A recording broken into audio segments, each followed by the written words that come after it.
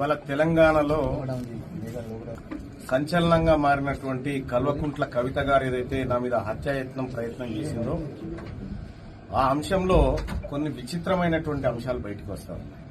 నేను చేసినటువంటి వ్యాఖ్యల విషయంలో కేసీఆర్ గారి బుక్ ని రిఫరెన్స్ గా ప్రజల ముందు పెట్టిన తర్వాత బీఆర్ఎస్ పార్టీ నాయకులు ఎవరు కూడా పల్లెత్తు నోరు మెదపకుండా కవిత చేసింది తప్పు అని నిర్ధారించుకున్న తర్వాత ఆమెకు ఎవరు మద్దతు చేయకుండా ఉన్నటువంటి పరిస్థితుల్లో కాంగ్రెస్ పార్టీ నాయకులు మహేష్ కుమార్ గౌడ్ గారు, పొన్నం ప్రభాకర్ గారు ఇలాంటి వాళ్ళు ప్రెస్ మీట్ పెట్టి కల్వకుంట్ల కవితకు మేము అండగా ఉన్నామని మాట్లాడమంటే ఇక ఇంతకు మించిన దౌర్భాగ్యం ఇంకొకట్లేదు.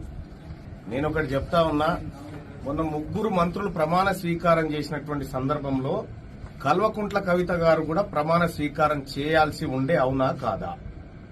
కాంగ్రెస్ పార్టీలో కల్వకుంట్ల కవిత గారు జైన్ కావడానికి రంగం సిద్దమైండే. ఇప్పటికి కూడా ఆమె కాంగ్రెస్ పార్టీ అనధికారిక అనుబంధ సభ్యురాలుగా కొనసాగుతా ఉంది. ఇది స్పష్టమైతా ఉంది. లేకుంటే 42% రిజర్వేషన్ ఆర్డినెన్స్ వ్యవహారం ఏదైతే ఉందో అది తేలక ముందుకే, అది పట్టాలెక్కక ముందుకే ఈమె సంబరాల కార్యక్రమాలు చేసుకోవడము, అటు ప్రభుత్వం ఈమెకు మద్దతుగా నిలబడము, ఇవన్నీ చూస్తా ఉంటే కల్వకుంట్ల కవిత గారు కాంగ్రెస్ పార్టీతో మిలాఖాత్ అయిన విషయం స్పష్టంగా అర్థమవుతా ఉంది.